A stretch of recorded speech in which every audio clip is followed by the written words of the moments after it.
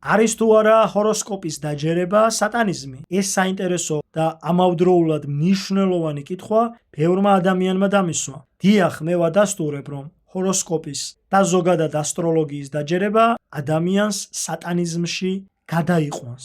მოდი განვმარტოთ, რას გულისხმობ. ასტროლოგიის მიმდევრები გვარწმუნებენ იმაში, რომ ადამიანზე გავლენას ახდენს პლანეტები. ძალიან მარტივი კითხვა ჩნდება. ეს პლანეტები, ვარსკვლავები და სამყარო ვისი შექმნილია? ღმერთის თუ თავისით აფეთქდა? დარწმუნებული ვარ 99% გეტყვით, რომ ღმერთის. მაშინ ღმერთის მიერ ასტროლოგია რატომ არის მიჩნეული სატანიზმად?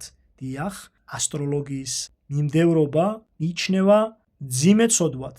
ესე იგი, ერთმანეთს გამორიცხავს თქვენი საუბარი და უფლის კანონები. მოდი უფრო ჩაუღრმავდეთ დეტალებს. წარღვნის შემდეგ პირველი ასტროლოგი იყო არფახადის ძე კაინამი, რომელმაც წარღვნის შემდგომ ერთ-ერთ გამოქვაბულში აღმოაჩინა წარღვნამდელი ჩანაწერები. ეს ყველაფერი მან გადმოიწერა, ნოეს დაუმალა და ამ თემაზე ფიქრი გააგრძელა. ამის შემდეგ გრძელდებოდა ისტორია, ხალხი პლანეტებს ცემდა თაყვანს და ცდილობდა მოსავალი მიეღო ისე, რომ დაიჯერებინა პლანეტებისთვის, მაგრამ მათ მთავარი დაავიწყდათ ღმერთი. შემდეგ ბოროტი მათ აჯერებდა, რომ თუ მსხვერპლს არ შესწირავდნენ აი ამ პლანეტებს, მაშინ მათ მოსავალი გაუნადგურდებოდათ.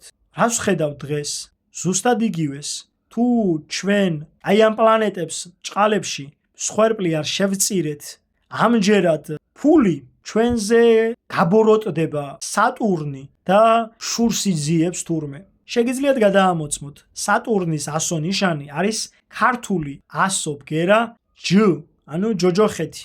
არის ვერსია, რომ პლანეტა სატურნზე იმყოფებიან დაცემული ანგელოზები, რომლებიც არც თუ ისე შორეულ მომავალში თავს მოგვაჩვენებენ როგორც უცხო პლანეტელები. და რატომ ახდენს მაინც და მაინც სატურნი გავლენას ჩვენზე ადამიანებზე? არ გიჩნდებათ კითხვა? უფრო რომ დავკონკრეტდეთ, ჰოროსკოპეო ნიშნავს ჰოროსის, ანუ ჰორუსის მსახურებას. ჰორი კი ეგვიპტური მითოლოგიის ღვთაება. ახლა მაინც არ გიჩნდებათ კითხვა, ვის ეთაყვანებით?